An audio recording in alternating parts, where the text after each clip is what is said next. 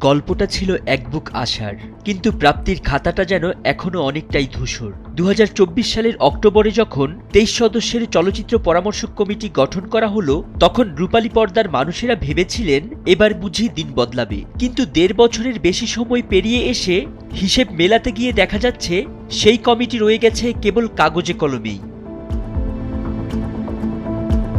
অন্তর্বর্তী সরকারের আমলে গত ১.৫ বছরে তথ্য ও সম্প্রচার মন্ত্রণালয়ের চেয়ারে ৩ জন উপদেষ্টা বদল হলেও সিনেমার ভাগ্যে খুব একটা বদল আসেনি। সার্টিফিকেশন বোর্ড গঠন করাটা ছিল এই সময়ের সবচেয়ে বড় প্রাপ্তি, যা দীর্ঘদিনের সেন্সর প্রথার ইতি ঘটিয়েছে।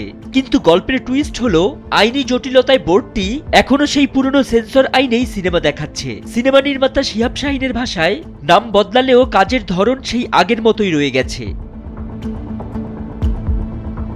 অন্যদিকে হল নির্মাণের জন্য ১,০০০ কোটি টাকার বিশাল ঋণ তহবিল যেন সোনার হরিণ। কঠিন শর্তের বেড়াজালে পড়ে গত ১.৫ বছরে কোনো হল মালিক সেই টাকা হাতে পাননি। ই টিকেটিং বা ফিল্ম সিটিকে পূর্ণাঙ্গ রূপ দেওয়ার স্বপ্নগুলিও এখনো ফাইলবন্দি।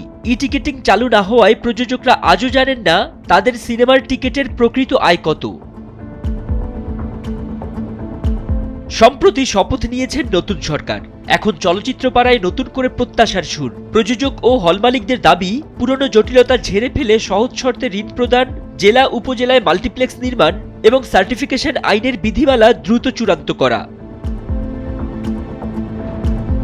নতুন সরকার কি পারবে সিনেমার এই স্থবিরতা কাটিয়ে রূপালী পর্দায় সোনালী দিন ফিরিয়ে আনতে? উত্তরটা এখন সময়ের হাতে। ফরিদ উদ্দিন মোহাম্মদ, সময়ের আলো।